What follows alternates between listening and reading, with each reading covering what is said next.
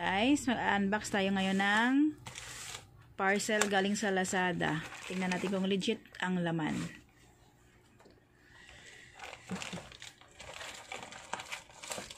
Tingnan natin kung totoong cellphone ang laman, kung hindi tayo nabudol ni seller.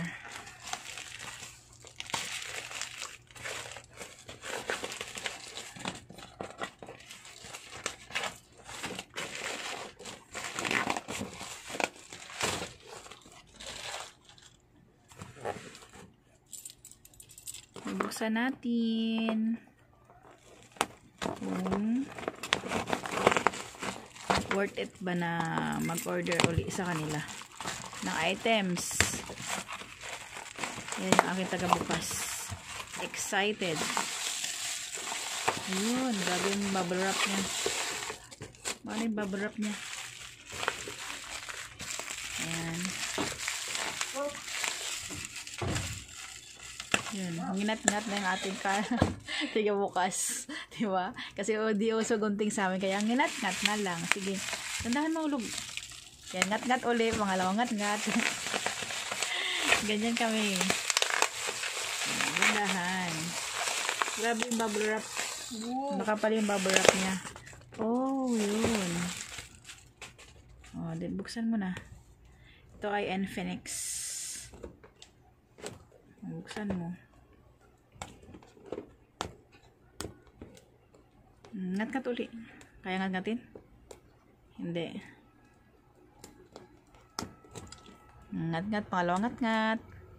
Yan. Kasi walang gunting. Sensya na. Yun. Galing. May sa daga tong taga-open eh. Yung tablet mahulog eh.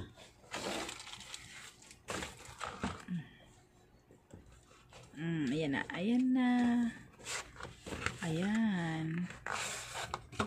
O, diba? Slowly but surely.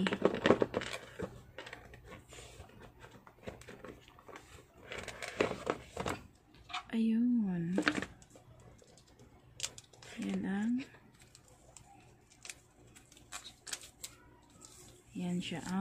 Yan. Ayan. Open. Kung legit, bubuksan natin kung legit siya.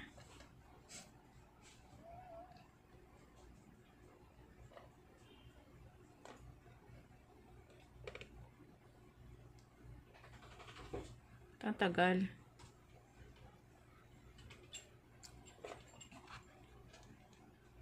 Daw ba tata? O, ba't hindi gumana? Ano, seller? Kamusta na? Pero tingnan natin itong yung laman. Yung mga, niya, accessories. Ayan siya.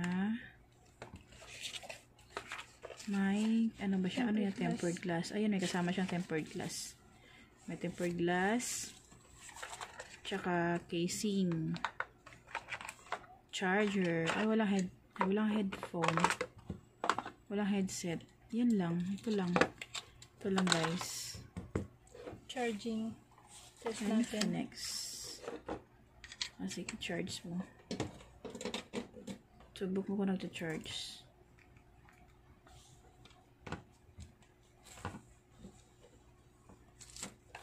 Slowly but surely. Hala, parang hindi siya gumagana.